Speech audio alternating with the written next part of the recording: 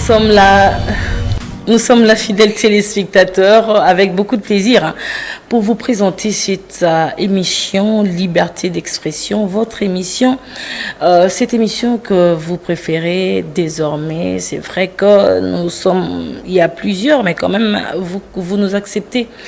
Parmi tant d'autres, pourquoi ne pas vous dire merci? Merci à vous tous qui nous suivez. Merci à vous tous qui vous abonnez ici à Perfect Télévision. Merci à vous tous qui ne cessez de nous appeler, de nous envoyer de messages pour l'amélioration de cette émission. Merci en tout cas et bonjour à vous tous qui nous suivez déjà et bienvenue dans cette grande chaîne qui est Perfect Télévision. Bienvenue également dans cette chaîne, dans cette émission, encore une fois de plus, Liberté d'expression. Je suis Yasmine Goloba, très heureuse de vous servir à ce jeudi. Nous sommes jeudi 18 avril 2024. C'est vrai que Mikolo Kola, Kola Muka Mikolo, vraiment, ils ont kende Koloba, mais sous coup, bateau, bazolo, 2024, ils ont kende mbango, vraiment. Donc, ils ont kende mbango.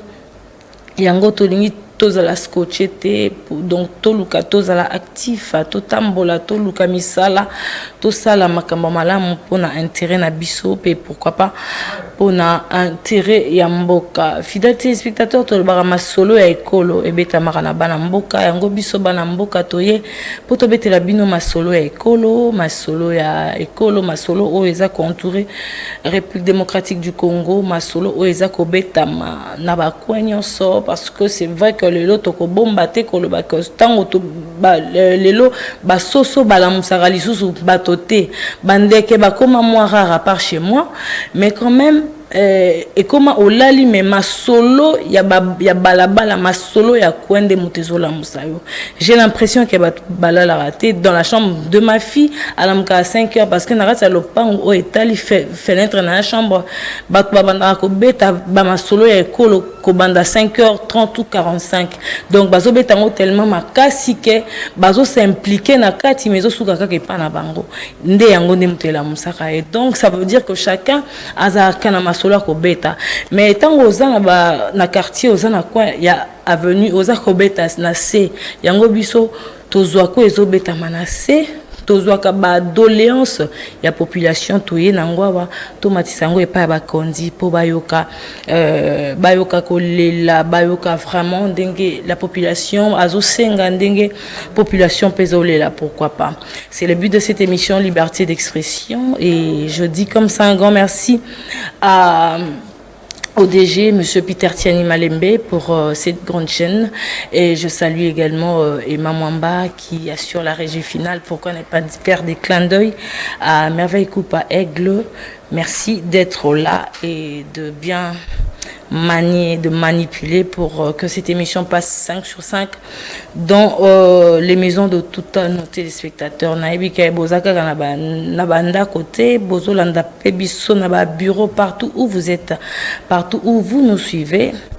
Tout tomber bino boye malam mon émission aux liberté d'expression.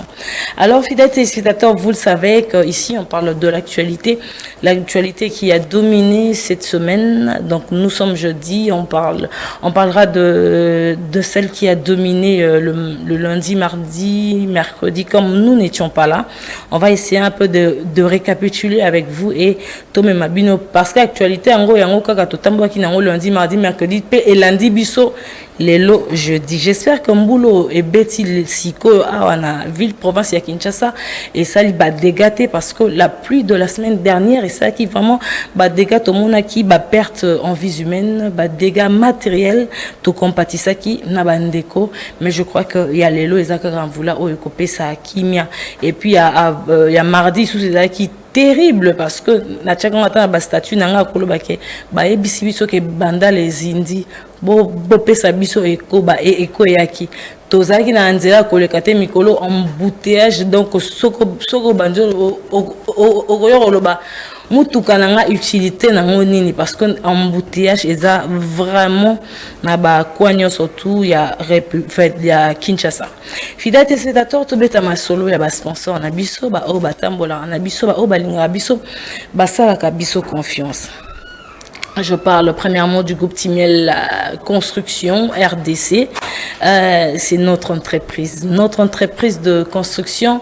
Je le dis tout haut en connaissance de cause. Parce que mon Nango, le manager général, Aza Penza, na ba diplôme Oye Sengeli, Oyo na Canada, atangela yango classe P à 4 ans Moulaï, na Canada, ba pesa yango kolobaketo, pesi autorisation ya kotonga na Canada.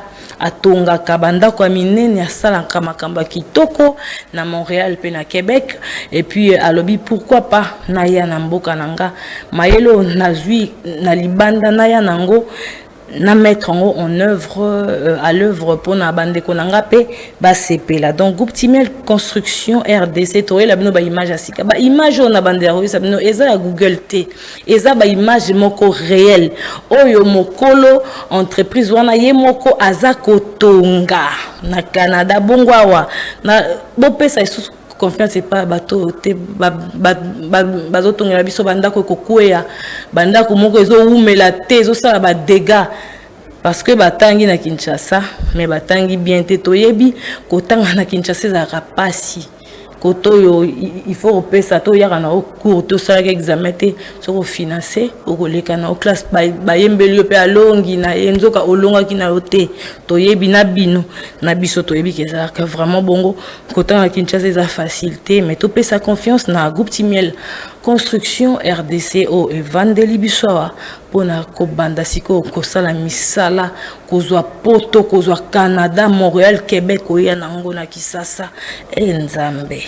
Le manager général, nous te saluons et nous saluons encore respect à cette entreprise groupe Timiel Construction et nous faisons aussi un clin d'œil à nos amis de la fondation Sacro Chimanga Vivre pour les autres bazana posa ya lisungi ya batonyonso yo oyo zana 1 franc ozana elamba sangana na bandeko na biso Sacro Chimanga bokende ko visiter bandeko bazana posa bazana kolela zangi elamba zangi mai ya komela azangi eloko ya kolia azangi lipapa kochana makolo bazangi ndenge ya kokende kelasi bazangi ndenge ya kosomba ta kaye moko kokende kelasi bosangana pona komema kokende kosunga bandeko baza vraiment na posa nango ba orphelin ba veuve na batuka ko baza na posa nango ezala na est ya mboka na biso awa pe na Kinshasa bato baze belé balelaka yango fondation Sacro Chimanga ezawana pona komemela bino vraiment makambo kitoko pe pona komema assistance na bande konyo surtout baza na posa ya assistance. Allons prendre déjà les publicités de ces sponsors et on va revenir pour continuer cette émission Liberté d'expression. C'est parti. Après être sorti d'une école de restauration du patrimoine au Canada en 2005 et après 8 années d'expérience dans la construction, Pati Nkumbukukas, entrepreneur général, crée en 2013 le groupe Timiel, spécialiste en maçonnerie, rénovation et construction, approuvé au Québec et dans tout Canada pour leur performance et la qualité du travail. Aujourd'hui élu lauréat dans la catégorie du meilleur partenaire de l'année 2023 par Prix Domus. Le groupe Timiel Construction, après le Canada, arrive en RDC pour vous offrir les meilleurs services en matière de la construction. Car nous construisons pour l'avenir. Groupe Timiel Construction, faire de nos rêves une réalité. Fondation Sacro Chimanga. Amour, solidarité et unité. Pour accompagner, aider les personnes vulnérables. Les veuves, les orphelins, les personnes vivant avec handicap et les VA. Surtout, promouvoir l'entrepreneuriat des femmes. Fondation Sacro Chimanga. Occupé pour membre effectif, membre d'honneur, partenaire et membre de soutien aussi. Place Ezali pour nous maintenir ça. Ezayanga, Ezayayo, Ezaya Biso Banso, c'est pour l'intérêt de la population. Fondation Sacro Chimanga, vivre pour les autres.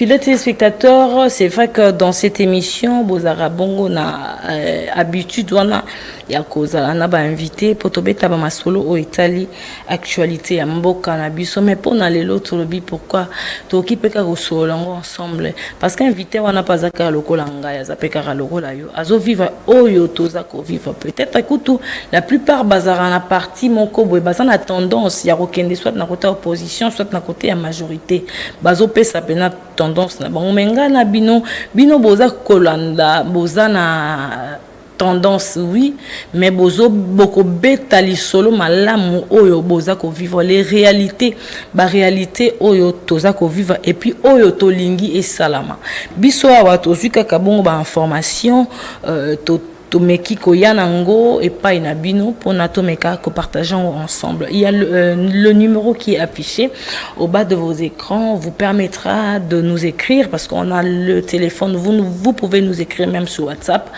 On va lire vos messages et puis bo kipe kobenga tokoyamba bino malamu tokobeta li solo oyo.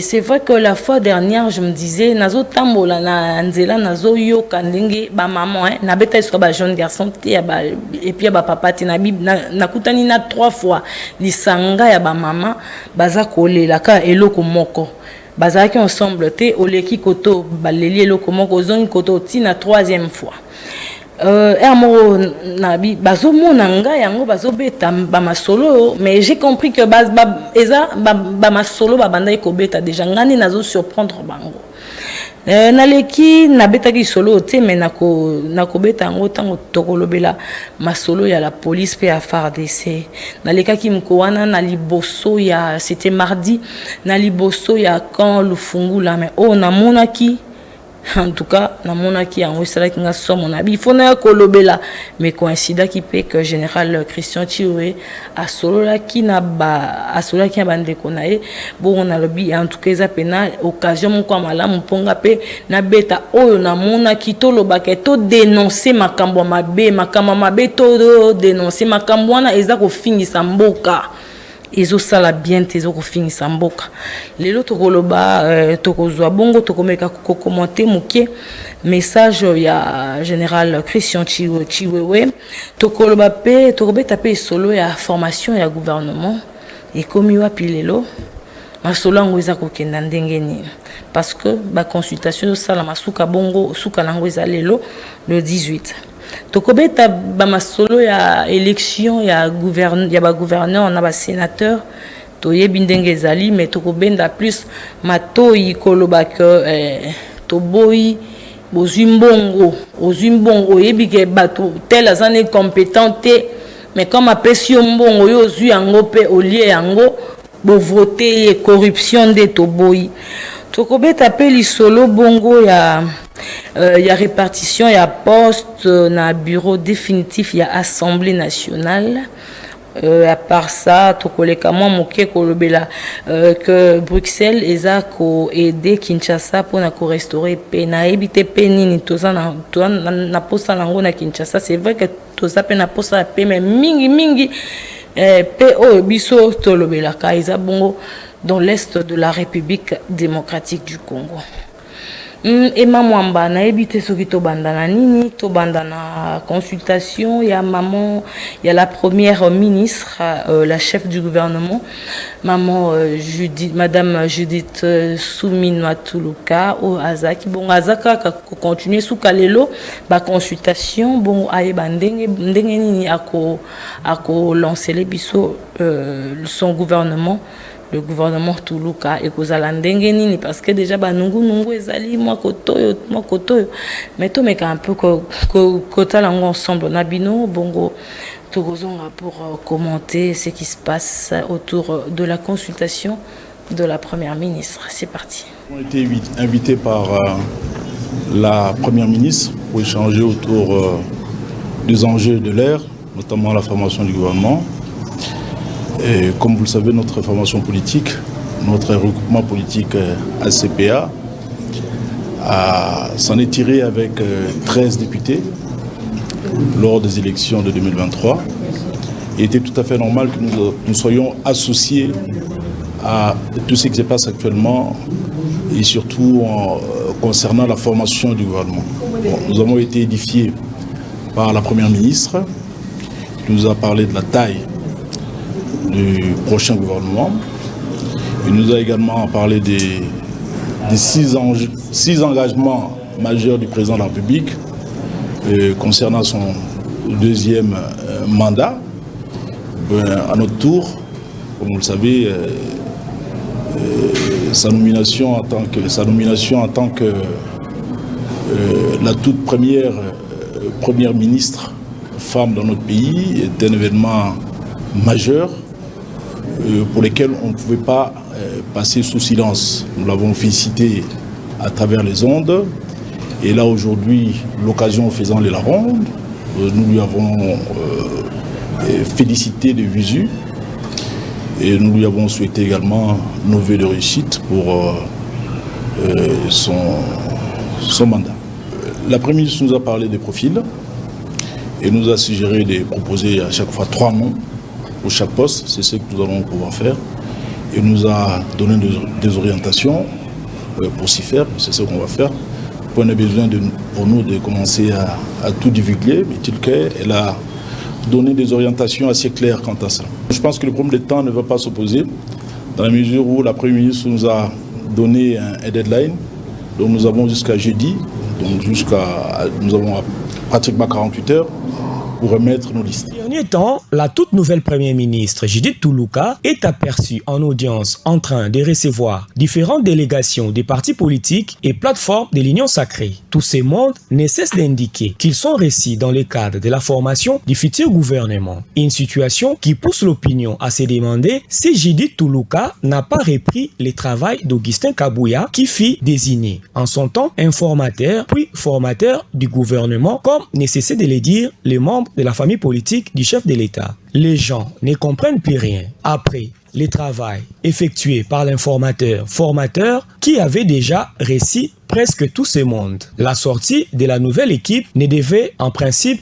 pas du tout attendre. Beaucoup ont l'impression qu'Augustin Kabouya n'avait pas bien fait le travail, ou mieux, les violons ne semblent pas du tout s'accorder jusque-là entre les bonzes de l'Union sacrée sur la répartition des postes. Entre-temps, la gestion du pays est suspendue entre les mains du gouvernement démissionnaire de Samalou Kondé, chargé d'exécuter les affaires courantes, entraînant une certaine léthargie marquée par l'impayement des fonctionnaires, le gel de certains décaissements de fonds vitaux pour la marche du pays. Pour plusieurs Congolais, la constitution du pays doit être révisée et ressembler à celle du Sénégal, où juste après la prestation du serment du nouveau président de la République, la nomination du nouveau Premier ministre ainsi que son gouvernement n'a duré qu'une semaine.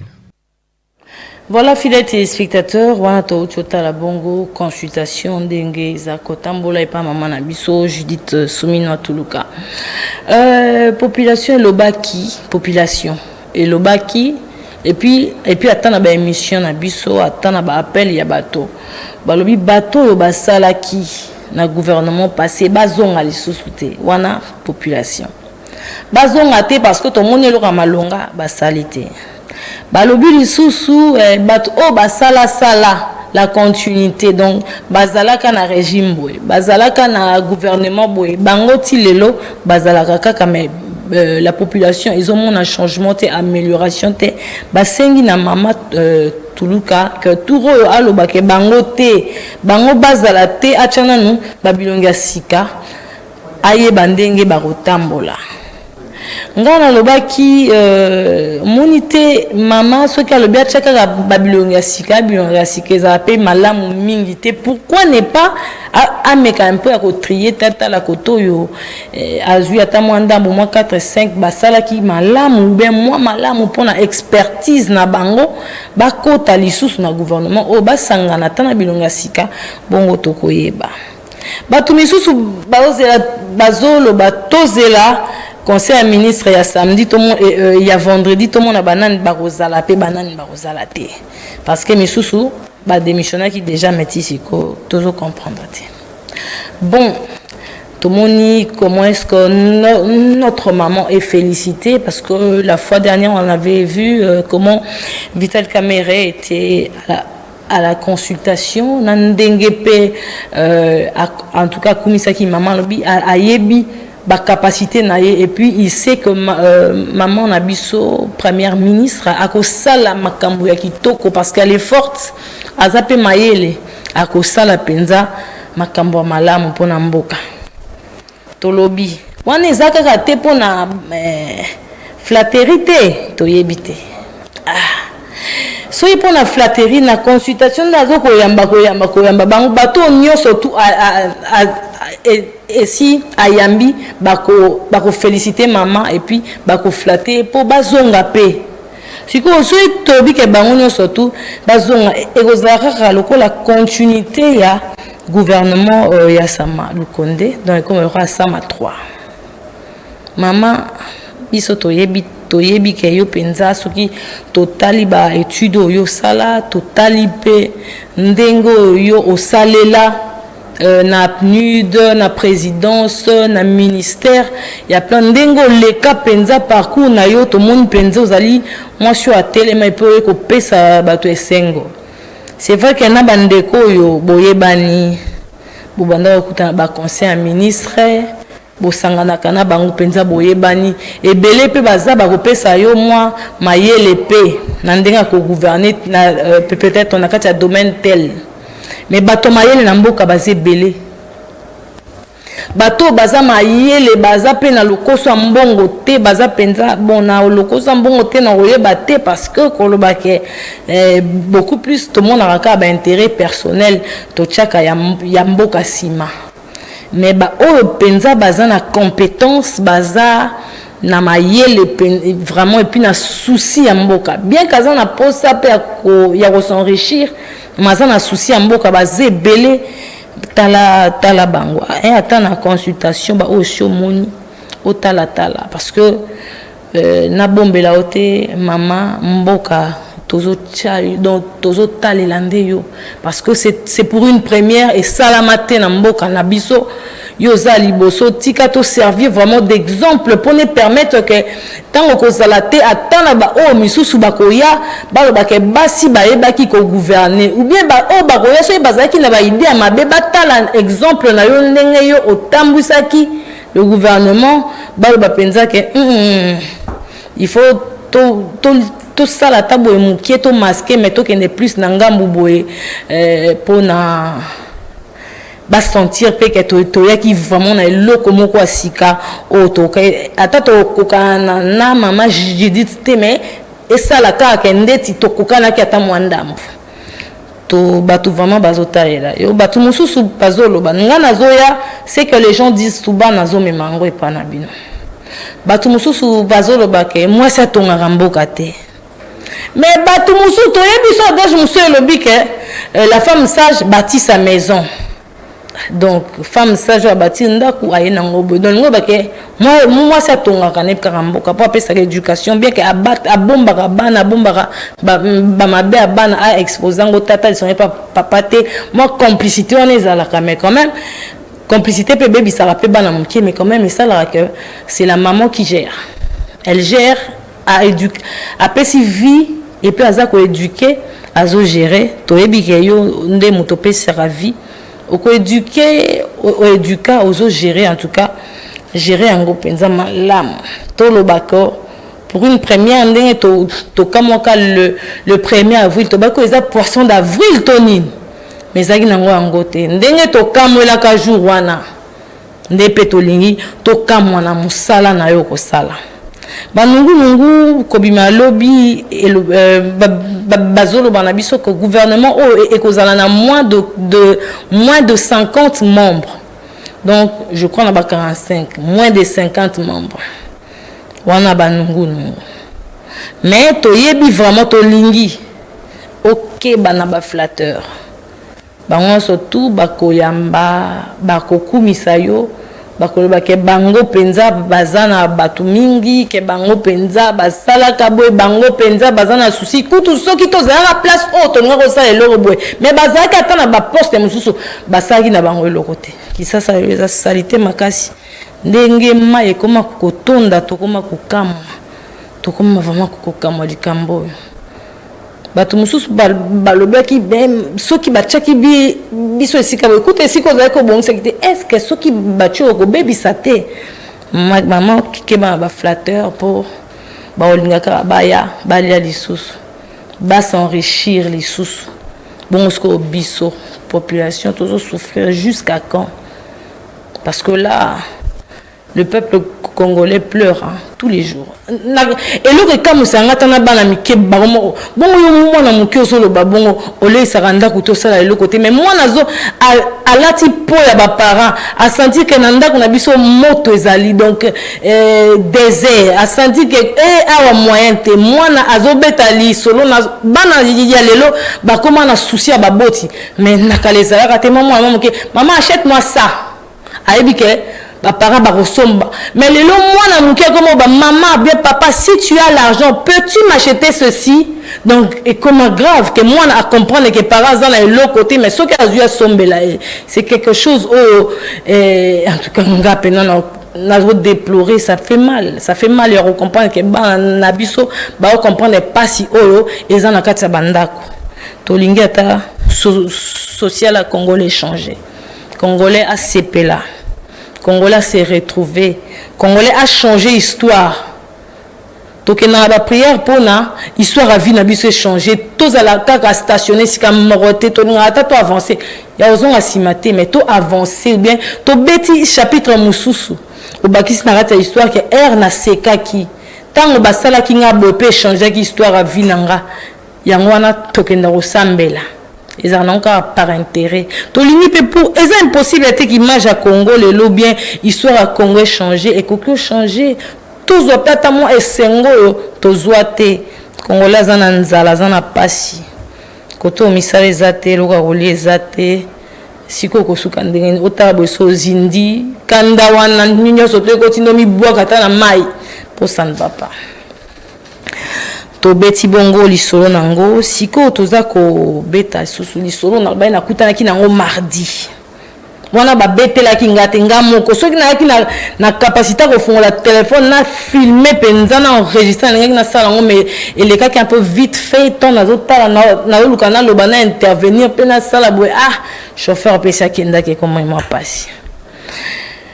Et moi, je proposé biso, je crois que c'est un entretien, un discours entre le général Christian Chiwewe, Nabasoda, tout le monde. Ngakuto, nalbika kana FARDC, mais na mon image, na mon pena la police na bi voilé, si kana banda ko lukande ango, et si kana banda ko lukezaki à la police, pour image na kutaki na mon kwana, ezaki à la police, ezaki à FARDC c'était. Mais tant on a mon aïe basanga na bi en tout cas mteme kiti toya kolela po bakondi baloba na ba bazan na ba grade ya C basala kaboete to benga bango ba agent de l'ordre mais tant tozomona ba osala désordre ça craint.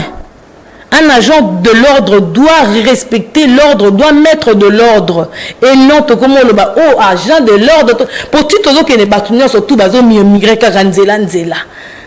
Ba millionnaire abat na ju koto na kangisi ngabina roya koloba na ndenge ya kotonga te na ndenge ya kochola te mais na ndenge ke ba kondibo yoka biso botala nanu ka oneni bozo gérer bato teneni bozo kokate tala ndenge bazo sala biso est-ce que ba comprendre makambu boloba na bango toté total nanu le général Christian Chiwewe. Bon, on va continuer na émission Nabiso, puis na Robert Solo, na liberté d'expression. C'est parti, et Mamamba. Face aux agents de l'ordre composés des officiers des forces armées de la République démocratique du Congo, des soldats ainsi que des hauts gradés de la police nationale congolaise et les policiers les moins gradés, le chef d'état-major général, le général Christian Chiwewe, a prêché le patriotisme et l'extravagance parmi le militaire. Na Lubumbashi tozalaki na grand frère moko kombo na Mondino azaki na moto ba course nyonso ya moto yenda bando bima premier soki azoleka batu nyonso Mondino lokola yo ozosa alingi mingi biloko bamona yo général Chiwewe mais Mondino jour moko ya kolo moto azwi nzela ya boulevard Lumumba azwi nzela ya kei Jekamine eleki avenue oyo ke na résidence ya mokonzi Kamanyola soki akomi na état major ya PNC atomboli pine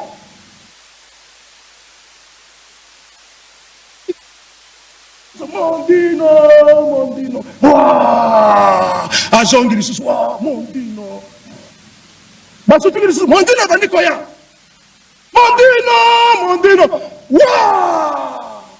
aye konyata gravier pine ya liboso likolo ya nsima na se ya nsima enyati gravier bamemi Mondino à partir ya avenue Kamanyola akei pake kotika ye wapi na entrée ya zo asali pratiquement 300 mètres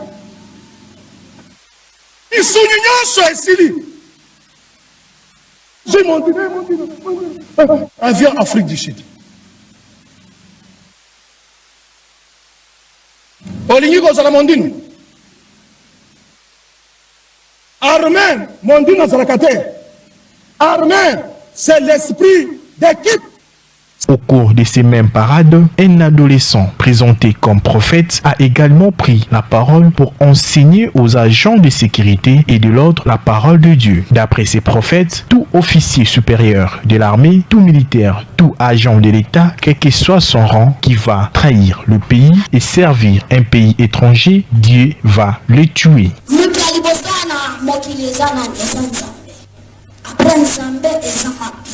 Mais comment bino mapinga bokobanda kotrahir nzambe bokokufa na nzambe alobi batika trahison parce que trahison na bozosala bozomiyokola pamba presque ata bana na bino bakozala en danger.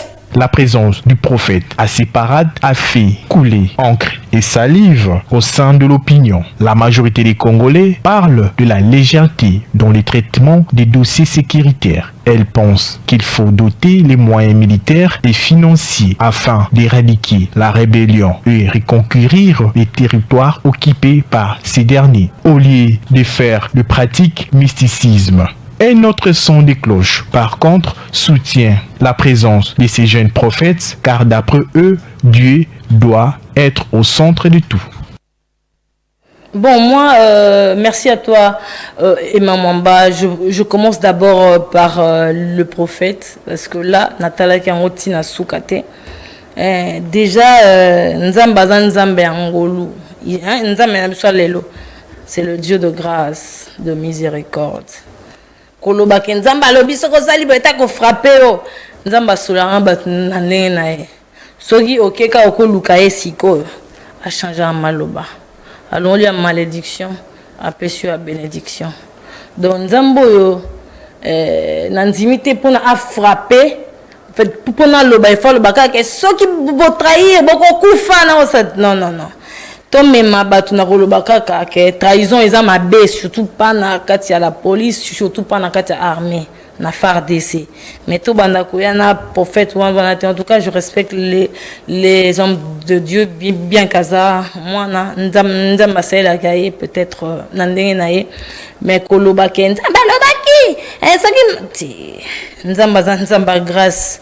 Il fait grâce à qui il veut. Motoku to mobome ochobo masiko mais ayebo nzamba a 5 ans pardon tous ces péchés là est pardonné et surtout sur la culpabilité donc il est lavé de tout soupçon et loko sous ta comme clean siko to yebite oyo lo bana msoblo bon d'être ndengeni mais qu'on lo ba peut-être trahison de to et zamabe trahison et zamabe. Lelo que Mondino ne c'est qui signe soit Mondino mais quand même ça veut dire que ozo sala fier lelo keba lobby armée à vos ordres à vos ordres donc nous tout bazo bana au salozondima je crois pas que ba olobano oboma kaka tiko bomate sala mosala bien pona ki armée toko sengande salaire na bino ça malamu bola la esika malamu bolia malamu parce que boza ko batela mboka bozo batela bozo lobela ekolo boza ko batela ba citoyen pena ba bien na bango tokolo ba bon que donc toko sengela ka penza bino makasi kolo ba ko boza malamu pona mboka peza la malamu. Mais mingi on dirait ba gado asende mutu ba kanga ba problème parce que na mona penza ba officier te ya makambo belé ya makambo yo mingi mais to keba pe la trahison ezwaka batu nyonso mais bosa la keba na beti siko liso na ngezaki nini nazo ya musala na komina na porte vraiment ya kan lufungula porte ya kan lufungula na moi outil na monde des arts moi triangle moi ezara wana moi baron pour moi ezala wana bas je crois babi nanga ba pepe bacha bango pona bato moto ba ko ezala je crois ba 7 ou 8 moi garçon na yebi eloko elekai inventé na ko lo beloko na mona itete na yebi lo elekai inventé. Mais tant que comme comment est-ce que le garçon était na liboso moto na ye policier azako kataye bilamba parce que azolingo kangaye ya azo résister azolingo pesa explication en tout cas c'est que moi j'avais vu azolingo pesa explication azo boudeta azo finga te azolingo pesa explication boka po nini mon candidat sali nini omoni ka pe bango ya ozali boso na bango mikitsaka mon candidat ndoka mon conduit na penza comme ça bango nde na yebite donc na peta ba maréchal bazui garçon ba moto ba katie bilamba na moya makasi ya 12 heures bazo kataye bilamba bazo tchaye manzaka bazo bundisa ye yo agent de l'ordre zo bundisa civil makasi bolika ye azo banga na ye ko simba po infraction ko mata et surtout ko koza na tenue garçon wana azo loba kaka même muto ko télé azate ba passant ba ko télé bazate mais biso ata taxi tozo miomire kaka ba on wana kutu misu te talibango te ba bi oshida moto ekotika le pa na biso est-ce que vous comprenez la makambo ba yebisaka bino ba lobaka na bino soit kanga moto est-ce que faut on moto o déshabiller tina niveau bongo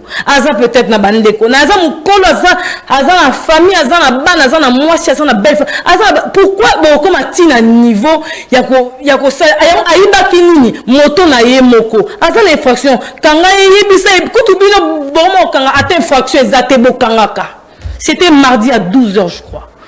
Comment beaucoup de garçons batou bozo kata bila bazo kata ti elamba e katani azo benda azo kata azo temanzaka agent de l'ordre ou ezo salamon les a des autres beaucoup comme atina niveau en lengeni.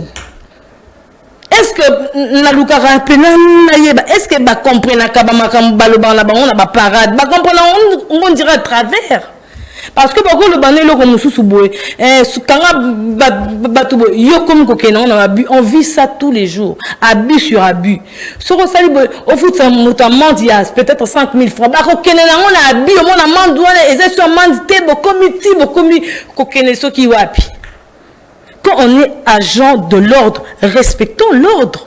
Nous-mêmes aussi, binomoko boza mieux placé d'abord, yako yana ordre. Boza mieux placé, yako respecter ordre. À l'armée za à vos ordres, ba yebisi bino ba pesa bino ordre. Boza ko abuser nango pourquoi? Bozo finir sa armée. Bozo finir sa la police. Vous avez un ordre. Que les à chaque fois, on a un soda, ba marche na bango, je ne sais pas ni en tout cas nous maîtriser bloc mais bilongi on a mon accueil na ki on a bilongi on a moni kuna nazo e bangi singai. Or toi soko moni soda et puis na histoire garçon na kalfunga ba tie déjà ba maboko na poche bon okangie moto maboko na poche zo sala nini déjà ba nako kanga maboko c'est koti na poche bango ba poussa ni so atikala zo bunisa muninga kati elamba ti akati elamba to lo ba bilongi openzo auti wapi ata baza ba volontaire ango ba critère ezalaka nini ba critère o ya recrutement ezalaka nini azalata na papier pour nous toi sur atteindre dans certaines manières, certaines façons de voir les choses, il y a que se comporter normalement, c'est comme ça. Parce que parce que baza ba volontaire ou bazoka bango penza bazo fingisa armée, c'est pas bien. Il faut vraiment na kati ba critères, il faut vraiment na kaka ba volontaire té mais za ba critères moko total pele kaka na kati taxi garçon moko la bikutu garçon moko ba vendre na côté na ngaza ka kuluna nazobeta ce qui est vrai.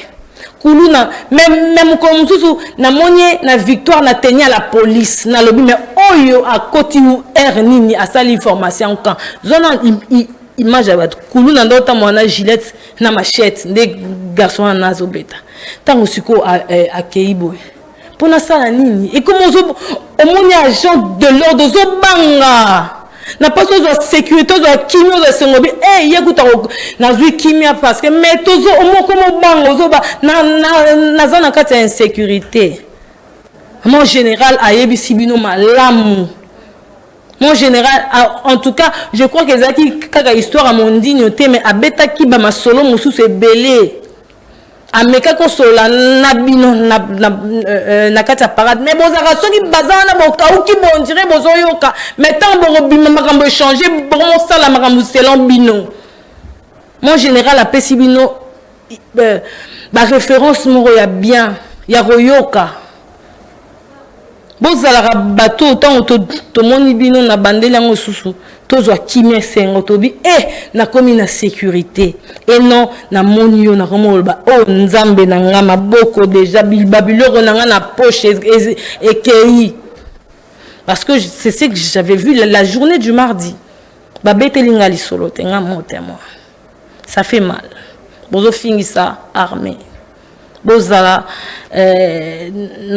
en tout cas na ndenge ya droiture bosala musala na bino malamu nzamba kopambola tolelaka bino à chaque fois armée il faut bafutaka bango malamu baliaka malamu parce que bango penza bazokende na guerre bazobundela mboka toloba bango chaque fois ndeko na biso mokolo mosusu alobi aza contre ba receveur oyo bazwaka fait babo remema ba soldat oyo bazaka na ba carte il est contre ça parce que ndeko yo boy wana na carte yene muta abundela kamboka azo veiller sur bino bandeko awa bakotela kame basengelaka bakondi botala bango ba oya grade assez botala bobongisa salaire malamu balia malamu mais bino babilanga na bino kozala biso peto zo luka so loko ndia ayebisi yo boye sale loko ye ayebisi yo mais bino bolingo sala ka exagérer encore to mo benga no bakunji okanisi pena yondo comme général nzoka eloko te to respectera karabino bien na ko banga wana ntesala ka bongo toza ko kenda to beta siko lisolo ya élection ya ba gouverneur na ba sénateur mais soki na kozonga na koloba na armée to boy trahison Zamabe. Et puis il faut savoir que les traîtres finissent toujours par kokwea parce que ba trahissa qui ba traître bazo donc mabe ezongela kaka bango atokanis que lelo ça va au s'enrichir mais keba et kozongela yo oponaki armée sala yango na motema mobimba pe na bolingo. Toke siko kobeta lisolo ya élection, il y a ba gouverneur, na ba sénateur. To mec un peu comme on a ce qui se dit et puis tokoya kobeta siko opinion na biso ezanini, biso to lingeza ndenge nini. Ngana bino abo bozomona kaka ngati, mais nazo représenter batunyo auto baloba kama solo na kuta na nango na baveni na banzela. Tina chambre moi en tout cas la fenêtre est chaque 5h45 débat bandaka yé pas oyoka donc comme si ça rapongi tous ma solo ezobeta makati ya mapango ekobeta makaka suki kaka le pont wana na bandal toye nangwa wate bakondi batala ya malamu ba meka un peu kobongisa kosala ya mabe babwaka Je m'abonne au traitement Emma Mwamba au proposé biso sous dernier élément au préparé qui pour biso lelo na compte ya émission na biso liberté d'expression. À travers un communiqué publié lundi dernier dans son site, la centrale électorale fait savoir que les élections des sénateurs, gouverneurs et vice-gouverneurs auront lieu concomitamment le 24 avril 2024. Cette institution d'appui à la démocratie justifie cette décision suite à des contraintes financières. Dans le même communiqué, la CENI prend acte des arrêts des cours d'appel de la RDC saisie en contestation des listes électorales provisoires liées aux élections des sénateurs, gouverneurs et vice-gouverneurs. Elle annonce par conséquent la publication des listes électorales définitives sur son site web et leur affichage au secrétariat exécutif provinciaux et à l'Assemblée nationale dans un communiqué signé par les députés Parsin Zouzi du bureau d'âge. Une plénière est convoquée ce mercredi 17 avril. Le même communiqué précise qu'il sera question durant cette plénière de dévoiler les calendriers des élections de membres du bureau définitif de cette chambre basse, mais également de la mise en place de la commission paritaire majorité-opposition chargée de statuer sur la répartition des responsabilités au sein du bureau définitif de l'Assemblée nationale. Spectateurs, l'on vient de suivre un communiqué de la CENI qui parle de deux élections de gouverneurs et de sénateurs. Tobetari solo plus nandenge ya corruption. Bisoto tolingolo ba corruption. Tango poza koya wana nyoso tueza kaka pona intérêt moko. L'intérêt est commun en tout cas. Le changement, l'épanouissement, le développement, le bien-être de notre pays, de la population. Donc l'intérêt est commun. Ezateo intérêt mususu fallait na zona tonga bandak na sala boy. Bien que na musala nyoso ba kopeza la kaka. Au moins 10 mois MP, 51 mois MP moke na musala chaque jour. OK, est-ce qu'on point parce que oebike moi cop mon rekobi mo se retrouver. Yango ça que comme ba mon arabino parce que nous avons un paiement. Alors, que 51 mois impayé. Mais Azoya Moussala chaque jour, Azoya Nambon Nin, Nambon à transport Nin, Azoya Moussala chaque jour, Azoya Ponanin. Babia, c'est que Bazan est loco, Basalak. Donc, Bavan, non, bon, au moins 51 mois, petit, comme 52 mois, après, beaucoup moyen à Bassitin. Quand il y a un paiement, il faut montrer qu'il y a un paiement. Oui, mais seulement tu vivras pas qu'à Bongo. Na Congolais, en tout cas, le Bamara, tu vivras na tout du jour. Et au Québec, Nanzela Moussala, on a accueilli, na cause de mon cop, moi, on a un peu qui présent, n'a participé, n'a que boy, n'a même mis peu boy, sali que n'a se retrouvé à quelque chose, n'a place que n'a pas nanda. Bon aussi, ko ba député, ba futarabino. Bozoka mbongo. Si on a un modèle, je salue l'honorable Mike Toubajika Kabasele. Je salue l'honorable Boba Miso Yabarumbu. Mike Toubajika Kabasele eza ya kalamu. Ba on a ebi bangwana puis na ebi ke baza penza batomoko sembo exemplaire na ebi. Donc kuna na ebi. Mais tout ça qu'on a corruption,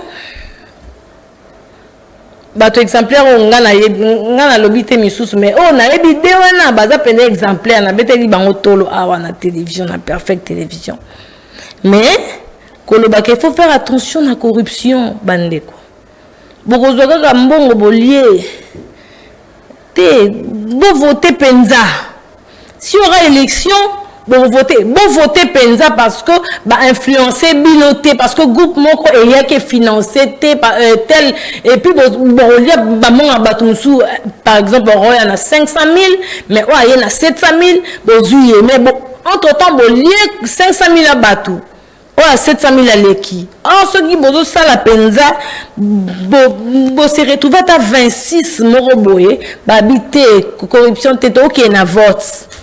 Et ça bien bon tout le monde moni bongo makambo ke bien makamboka o ekokende bien mboka il faut totika ba trahison totika ba corruption ça sert pas yango lelo na bana ba classe bien té asisi classe avec ko défendre kaka mko soutenance ne aye beloko salate aye beloko défendre te pour tina na travail na ye Si la mémoire n'a pas comme là qui est, il n'est même pas en mesure d'écrire son propre travail, d'écrire son propre mémoire. À coquiter, à peser sous mbongo. Et pas au wanka, to benga ba système, to royer la paix bino.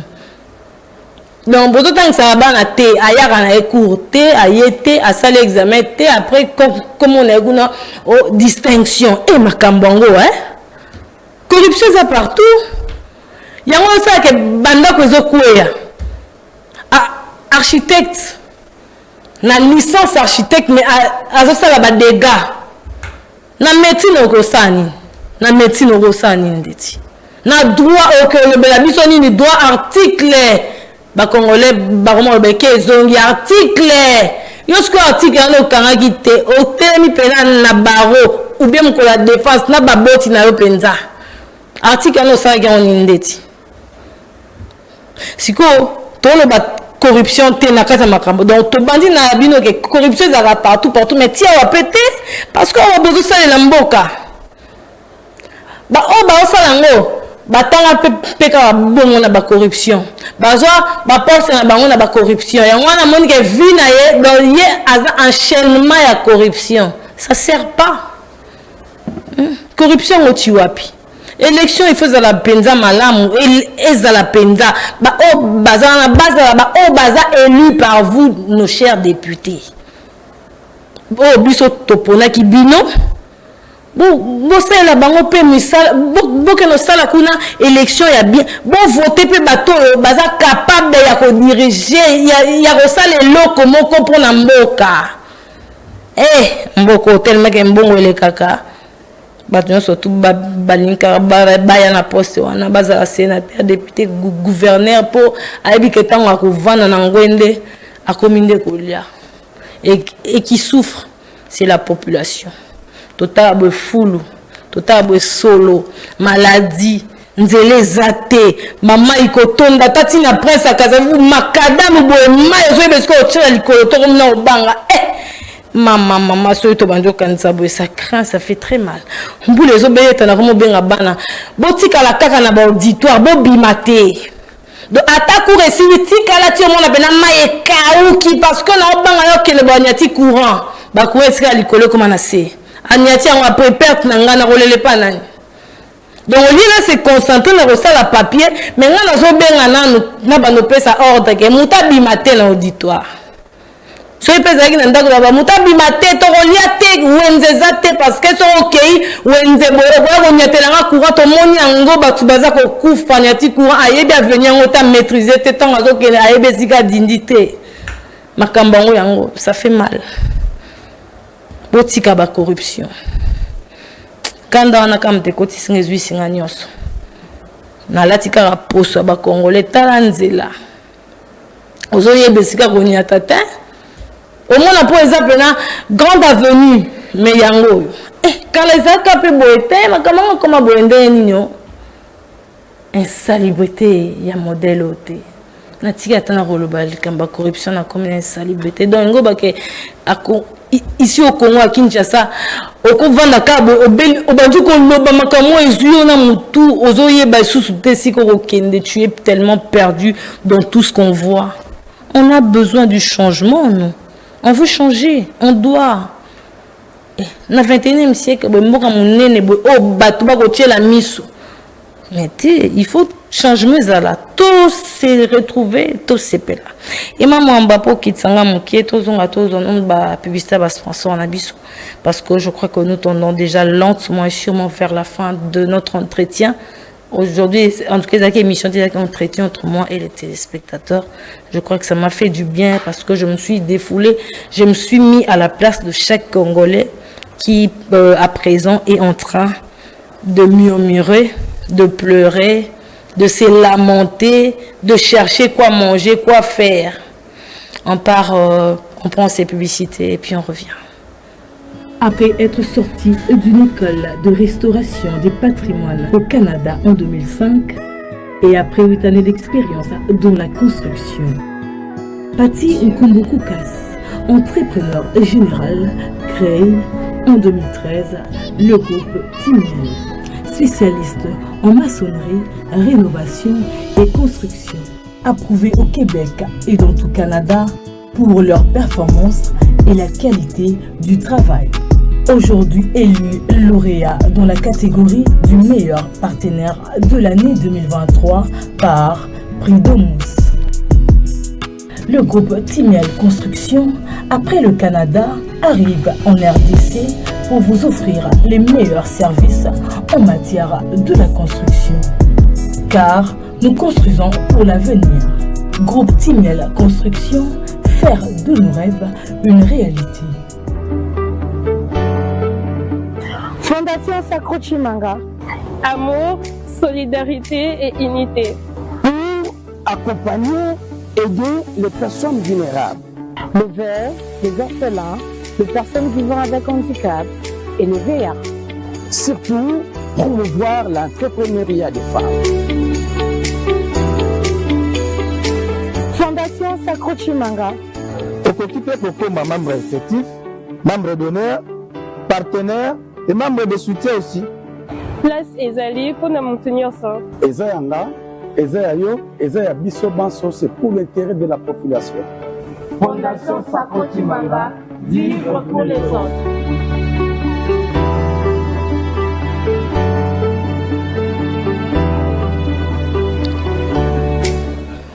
À travers ces publicités, ces spots, vous comprenez directement que nous sommes toujours dans la vision du développement, dans la vision du changement. Côté au changement, la domaine et la construction, parce que nous voulons des experts. Ces personnes qui ont des licences, ces personnes qui sont reconnues et autorisées à faire ce travail, à construire. Na koto yo tolobi to ya un peu kolongola batuma ya miso ko sekana bandeko ko pesa bango elamba kolata malili mvula bazana elamba kolata te bazana na kaya ko komata ke les classes atela bavandi kaka. Donc tozo ke na kati ya vision kaka ya assistance wana et comme épanouissement développement. Fidèles téléspectateurs, c'est vrai que nous sommes arrivés à la fin, mais avant on va parler de la répartition de postes du bureau définitif de l'Assemblée nationale. Le président actuel à lobby Aza fait bureau Ana et Kobima Bongo avant la publication du gouvernement Toulouka. Donc le gouvernement Kobima tel jour Bango Bako Bimisa bureau définitif avant. Un seul poste pour l'opposition, un seul poste pour l'opposition et 6 pour la majorité. Wow. Je crois qu'on va en parler de ça avec un invité. Pourquoi seulement un seul poste pour l'opposition? C'est vrai que l'opposition congolaise a débordé, mais surtout malade, pour la mauvaise en tout cas, madame les a raté. Mais, rappel n'a pas ça aux ala kaka pour équilibre mon PP ça. Bien que opposition en boga na biso nyo surtout ya malamu atana biso to moniko eza malamu to gi ko applaudir mais bon on va baloba ramade Congo. Congo et que tu dis que tu as compris le Congo, on comprend au moins tellement que milieu charge que comment le baga comprendre. Or en soi pendant la vérité tu n'as rien compris du Congo. Mais tolingi opposition raté opposition karaté parce que baza ba opposant baza na droit ya kolobate na droit ya kosala beauté poste encore c'est vraiment ça va vraiment créer débat. Mais très bientôt dans cette émission Liberté d'expression. Nous sommes arrivés à la fin, fidèles téléspectateurs. Merci, j'ai vu vos messages. Je n'ai pas tout lu, mais je crois que je veux le faire et je reviendrai. La prochaine émission, je veux commencer par lire quelques messages que j'ai vus ici. Et puis, on va continuer l'émission après. Grand merci au directeur ODG de cette chaîne, M. Peter Tiani Malembe. Grand merci à Emma Mwamba qui m'a vraiment accompagné avec ses images. Merci beaucoup. Grand merci également à Merveille Coupa Aigle qui était là. Donc ils ont participé dans cette émission. C'était vraiment meilleur parce qu'on a parlé un entretien avec vous, fidèles téléspectateurs. Merci de votre disponibilité. Merci de nous suivre, de nous écrire également. Un grand merci comme ça à cette personne, à ces grands hommes. Lui, c'est un grand homme. Et puis, il fait très bien son travail. Aza moto vraiment ya mibeko pe aza moto alande la kamakambo malamu penza. Aza, c'est un exemple à suivre. Hein. Et à Tobeti Solo armé à tout mon niveau que lui là, c'est vraiment un exemple à suivre. Toyebnenge zalaka, toyebnenge va fonctionner. En tout cas, je préférerais que tu sois même un consultant. Donc, bah consultant rayon dans domaine parce que tu es le meilleur. Mes respects, mon colonel. Retrouvez-nous déjà dimanche à partir de 20h pour la rediffusion de cette émission, fidèles téléspectateurs. Mais d'ici là, restez branchés sur la Perfecta Télévision. Vous ne serez jamais déçus et il y a un programme exceptionnel. Faites-nous confiance comme toujours. Nous n'allons jamais vous décevoir. On se retrouve mardi pour un nouveau numéro de votre émission Liberté d'expression, mais ne ratez pas la rediffusion ce dimanche à 20h. Et on se dit à très bientôt. Au revoir.